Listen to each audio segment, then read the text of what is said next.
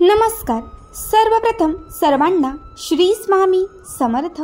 जय जय स्वामी समर्थ. तुम्हा सर्वांचे आपल्या स्वामी शक्ती या चॅनलमध्ये मनापासून स्वागत आहे. स्वामी तुम्हा सर्वांच्या सर्व इच्छा पूर्ण करोत एवढीच स्वामींच्या चरणी प्रार्थना करते आणि आपल्या आजच्या या नवीन आणि सुंदर व्हिडिओला पुन्हा एकदा नव्याने सुरुवात करते. भक्तांनो, बघा 29 ऑक्टोबर 2024 वार मंगळवार, अत्यंत महत्त्वाचा दिवस.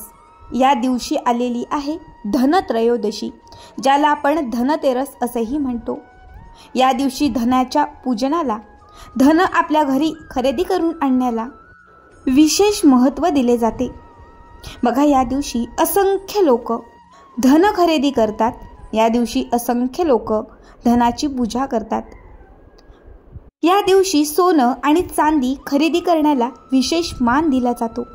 आपली खूप इच्छा असूनही सोन्याचे भाव पाहता आपल्याला सोनं चांदी खरेदी करणं जरी शक्य झालं नाही, तरी या धनत्रयोदशीच्या दिवशी मी तुम्हाला एक अशी वस्तू किंवा एक असा उपाय सांगणार आहे की जर या धनत्रयोदशीच्या दिवशी तुम्ही या झाडाचं एक मूळ आपल्या घरात आणलं आणि हे मूळ जर तुम्ही तुमच्या गळ्यामध्ये धारण केलं किंवा तुम्ही जर दंडाच्या भागावरती हे मूळ जर धारण केलं, तर लक्षात ठेवा, सोन्या आणि चांदी पेक्षाही मौल्यवान हे मूळ तुम्हाला आयुष्यात नेहमीच शुभत्व देईल.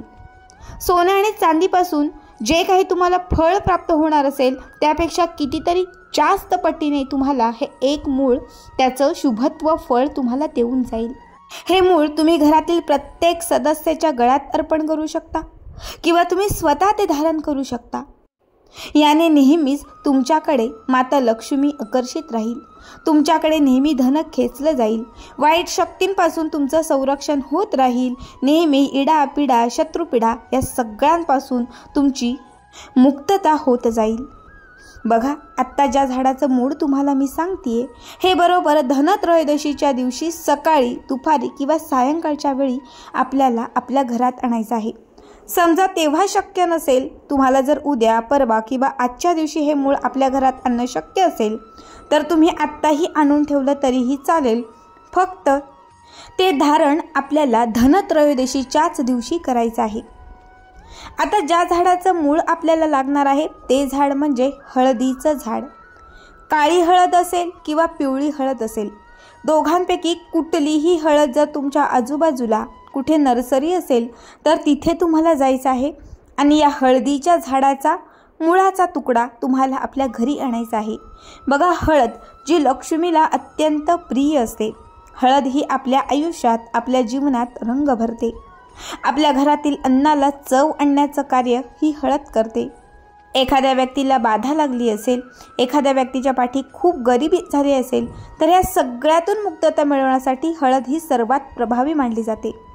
आणि या दिवाळीच्या दिवसांत लक्ष्मीपूजन असेल किंवा धनत्रयोदशी असेल, या दोनही दिवसांमध्ये हळदीचं पूजन हे आवर्जून केलं जातं.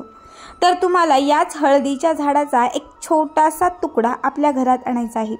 हा उपाय तुम्ही 2 ते 3 व्यक्तींसाठी करू इच्छित असाल तर लक्षात ठेवा, मुळाचा थोडा मोठा तुकडा आणायचा आणि त्याचे 2 ते 3 तुकडे तुम्हाला करायचे आहेत. आता हे मूळ सगळ्यात पहिले आपल्याला घरी आणायचं आहे. तुम्ही 1-2 दिवस आधी आणलं असेल तर ते कापडामध्ये घट्ट बांधून व्यवस्थित ठेवायचं आहे. समजा तुम्ही धनत्रयोदशीच्याच दिवशी हे मूळ आणलं असेल तर उत्तम राहील, कारण ते ताजं आणि व्यवस्थित असेल.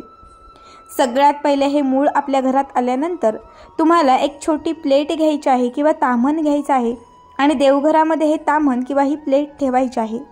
आता याच्यामध्ये आपल्याला हा मुळाचा तुकडा ठेवायचा आहे. यावरती थोडंसं तुम्हाला जल म्हणजे पाणी अर्पण करायचं आहे. थोडं दूध अर्पण करायचं आहे. पुन्हा थोडं पाणी अर्पण करायचं.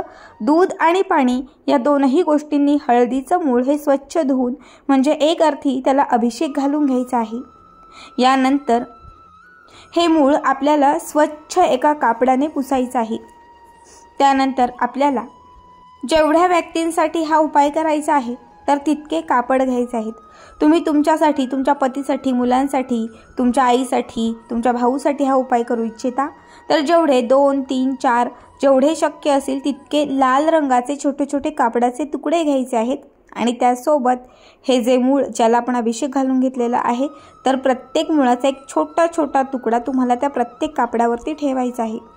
आता प्रत्येक मुळाला तुम्हाला हळदी, कुंकू, गंध, अक्षदा अर्पण करायच्या आहेत। त्यानंतर ह्या मुळांना तुम्हाला धूप, दीप दाखवायचा आहे।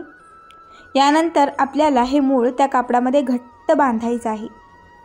आता याच्या आपल्याला पोटल्या तयार करायच्या आहेत। जेवढ्या पोटल्या तयार होतील ह्या तुम्हाला माता लक्ष्मीच्या चरणांजवळ, कारण धनत्रयोदशीच्या दिवशी धनदैवतेची पूजा केली जाते। तुमच्या देवघरामध्ये जर धनयंत्र असेल किंवा धन्वंतरी देवी असेल, नसेल तर माता लक्ष्मीची मूर्ती, फोटो असेल तर तिच्या समोर तुम्हाला ह्या पोटल्या ठेवायच्या आहेत। संपूर्ण दिवसभर, अगदी रात्रभर ह्या पोटल्या तुम्हाला तिथेच ठेवून द्यायच्या आहेत। धनत्रयोदशीचा दिवस संपल्यानंतर दुसऱ्या दिवशी तुम्हाला एक लाल रंगाचा धागा घ्यायचा आहे आणि त्या धाग्यामध्ये ह्या पोटल्या व्यवस्थित तुम्हाला गुंफायच्या आहेत। तुम्ही सुई धाग्यानेही ते मूळ बरोबर त्या पोटलीमध्ये अटकवू शकता आणि तुम्हाला हे लाल धाग्याच्या सहाय्याने आपल्या गळ्यामध्ये परिधान करायचं आहे। जेवढ्या व्यक्तींसाठी तुम्ही हा उपाय केलेला आहे त्या प्रत्येक व्यक्तीच्या गळ्यामध्ये, नसेल शक्य तर आपल्या हाताचा जो दंडाचा भाग असतो उजवा हात, तर त्या उजव्या हाताच्या दंडाच्या भागाला देखील तुम्ही हे बांधलं तरीही चालेल।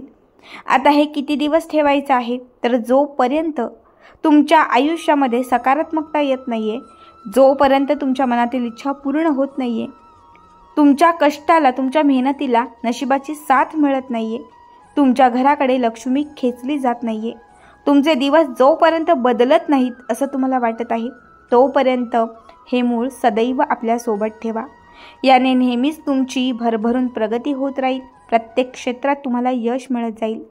जोपर्यंत हे मूळ तुमच्या गळ्यामध्ये असेल किंवा तुमच्या सोबत असेल, कोणी कितीही तुमचा वाईट करण्याचा प्रयत्न केला, किती वाईट शक्ती तुमच्यावरती आजमावण्याचा प्रयत्न केला, तरीही त्याचा काही परिणाम होणार नाही, कारण या एका हळदीच्या मुळापासून नेहमीच तुमचं वाईट शक्तींपासून संरक्षण होत राहील। इडा, पिडा, संकटे, बाधा सगळं काही तुमच्या आयुष्यातून नष्ट होऊन जाईल। अत्यंत साधा सोपा उपाय आहे। धनत्रयोदशीच्या दिवशी आवर्जून हा उपाय करा आणि आजचा हा व्हिडिओ तुम्हाला कसा वाटला नक्कीच कमेंट करा। श्री स्वामी समर्थ। जय जय स्वामी समर्थ।